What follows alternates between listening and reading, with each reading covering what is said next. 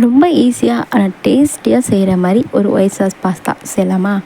செய்கிறதுக்கு ஃபஸ்ட்டு ஒரு பேனில் கொஞ்சமாக தண்ணி சேர்த்துட்டு அது கூடவே பாஸ்தா சேர்த்துட்டு வேகிறதுக்கு தேவையான உப்பு, அது கூட கொஞ்சமாக எண்ணெய் சேர்த்து நல்லா பாயில் பண்ணி எடுத்துக்கோங்க. பாஸ்தா ஒரு 70% குக் ஆனால் போதும். ஸோ இதுக்கப்புறமா நீங்கள் நல்லா ஒரு சில் தண்ணியில் போட்டு ஒரு 15 மினிட்ஸ் கூல் டவுன் பண்ண விட்டுருங்க. பேனில் ஒரு 2 டேபிள் ஸ்பூன் அளவுக்கு பட்டர் சேர்த்துட்டு பட்டர் நல்லா மெல்ட் ஆகி வந்ததும் இது கூடவே ஒரு 2 டீஸ்பூன் அளவுக்கு மைதா மாவு எடுத்திருக்கேன். மைதா மாவு சேர்த்து தான் இது நல்லா க்ரீமியாக இருக்கும். உங்களுக்கு மைதா மாவு சேர்க்க விருப்பம் இல்லை அப்படின்னா சீஸ் மட்டும் சேர்த்தா போதும். மைதா சேர்த்துட்டு நல்லா கைவிடாமல் மிக்ஸ் பண்ணிக்கிட்டே இருந்தேன்னா இந்த மாதிரி கொஞ்சம் திரண்டு வரும். ஸோ இந்த ஸ்டேஜில் நம்மளுக்கு 1/2 கப் அளவுக்கு பாயில் பண்ண மில்க் தேவைப்படும். ஸோ மில்க் சேர்த்துட்டு கட்டி இல்லாமல் மிக்ஸ் பண்ணிக்கிட்டே இருங்க. கட்டிகள் இல்லாமல் நல்லா இந்த மாதிரி மிக்ஸ் பண்ணி க்ரீமியாக வந்ததுக்கப்புறமா இது கூடவே ஒரு ஸ்லைஸ் அளவுக்கு சீஸ் எடுத்துருக்கேன். ஸோ உங்களுக்கு நிறைய சீஸ் பிடிக்கும் அப்படின்னா இன்னும் கொஞ்சம் கூட நீங்கள் சீஸ் தாராளமாக சேர்த்துக்கலாம். சீஸ் சேர்த்து நல்லா இந்த மாதிரி கெட்டியாக வந்தது. இப்போ பாயில் பண்ணி வச்சுருக்கேன் பாஸ்தாவும் சேர்த்து நல்லா மிக்ஸ் பண்ணிகிட்டே இருக்கலாம். பாஸ்தா ஃபுல்லாக தண்ணி இல்லாமல் ட்ரை ஆகணும்னு அவசியம் இல்லை. கொஞ்சம் கூட தண்ணி இருந்தால் பரவாயில்ல. இதுக்கப்புறம் நம்ம நல்லா கலர் எடுத்துக்கிட்டே இருங்க. இது நல்லா கெட்டியாக வர இது கூட தேவையான அளவு சால்ட் சேர்த்து கொஞ்சமாக தண்ணி சேர்த்து நல்லா க்ரீமியாக மிக்ஸ் பண்ணிக்கிட்டே இருங்க. இது நல்லா மிக்ஸ் ஆகி வந்ததும்